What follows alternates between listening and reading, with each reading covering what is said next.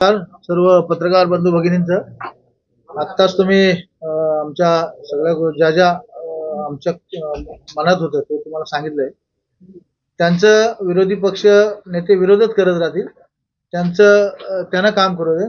पण आम्हाला जनतेने या ठिकाणी निवडून दिलंय, आम्ही जनतेच्या सेवेसाठी तत्पर असू एवढंच तुम्हाला सांगतो. आणि येणाऱ्या काळामध्ये या पनवेलच्या जनतेसाठी आम्हाला जेवढं सुंदरीकरण लोकांच्या सेवेसाठी ज्या ज्या स्कीम आहेत त्या राबवता येतील त्या, कारण 3.5 वर्ष प्रशासक होता त्या ठिकाणी.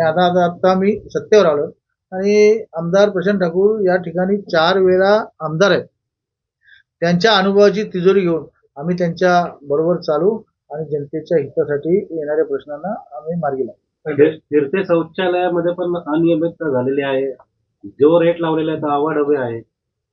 फिरता शौचालय विषय हा स्थगित ठेवला आहे. त्या विरोधी पक्ष नेत्यांना सांगा स्थगित ठेवला आहे की शॅम्पल आल्यानंतर आम्ही त्याची शहानिशा बघणार आहोत आणि नंतर मान्यता द्यायची नाही द्यायची, त्याच्यात काय भ्रष्टाचार आहे तो नुसतं बोलता येतं, काही अनाप शनाप बघायचं म्हणून बघायचं, त्याला काही तारतम्य नाहीये.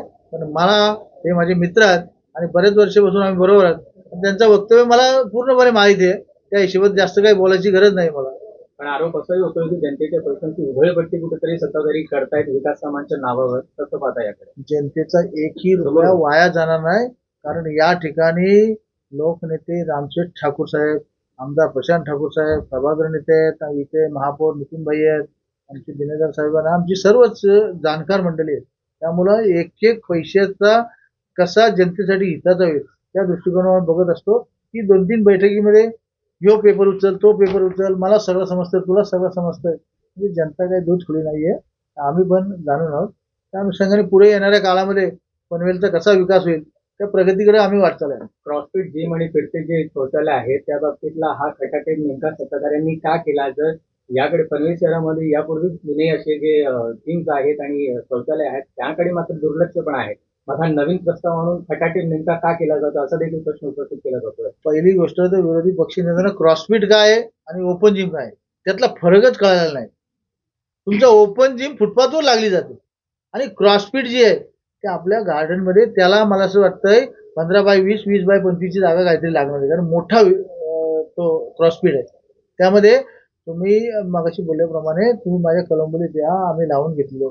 त्यामध्ये लोक आपल्या आरोग्य, आजकाल शुगर पेशंट असतील बरेचसे लोक आहेत, सकाळी चालायला जातात, जॉगिंगला जातात आणि त्याचा खूप सारा उपयोग होतो. त्यासाठी तो विषय आलेला आहे, त्याला आम्ही मान्यता दिली. बस सेवा नसताना देखील बस स्टॉप बांधलेले आहेत, मात्र त्याची माहिती विरोधी पक्षनेत्याला प्रशासन देत नाहीये असा त्यांचा आरोप आहे. साहेब, बस सेवा पालिकेची नसली तरी नवी मुंबईची आहे, महाराष्ट्र शासनाची आहे, सगळ्या बसेस आहेत, रिक्षा चालक आहेत, काही लोक कामाला जाणारी. आपण बघा प्रत्येकाकडे गाडी आहे तरी पण आम जनता बस स्टॉपला विसावा असावा त्यासाठी हा प्रशासनाच्या काळात विषय घेतलाय. त्या ठिकाणी बस स्टॉप आणि सुसज्ज सुंदर बस स्टॉप बांधलेले आहेत.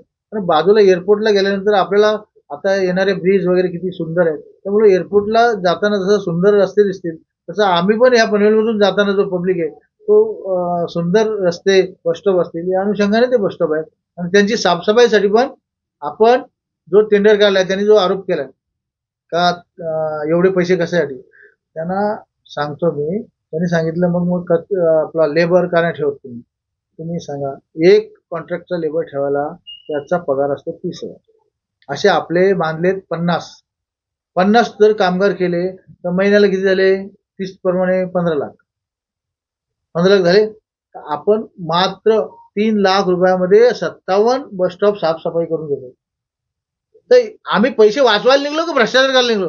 त्याने सांगितलं का माणूस ठेवा, माणूस ठेवून दिवसभर काय करणार? 30,000 पगार द्यायचा एक माणसाला. एक बस स्टॉप एखादा दिला तर आपण 50 ठेवले तर 5 त्रिक 15 लाख गेले. 15 लाख चांगले का 3 लाख चांगले? याचा अभ्यास करा पूर्ण. उचलली जीभ लावली टाळायला असं काही विषय करू नये. महानगरपालिकेचे कर्मचारी त्यांचा उपयोग करा असं ते म्हणतात. महानगरपालिकेचे जे कर्मचारी अजून वाढवायला लागतील, ते कमी पडतात स्वच्छतेसाठी.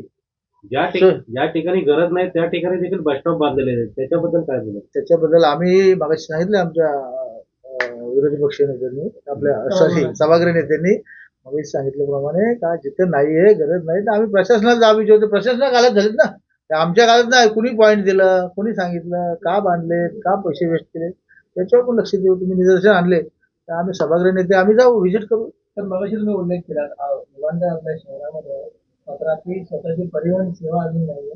तर जलद गतीने स्वतःची परिवहन सेवा सुरू व्हावी यासाठी सत्ताधारी म्हणून आपलं काय पाठपुरावा आहे? कसं प्रयत्न करणार? आता तुम्हाला सांगतो, आता आपली महानगरपालिका होऊन 9 वर्ष झाली. परिवहन सेवा असेल, पाण्याचा प्रश्न असेल, पाणी पण आपण हस्तांतर केलं नाही शिडकोकडून.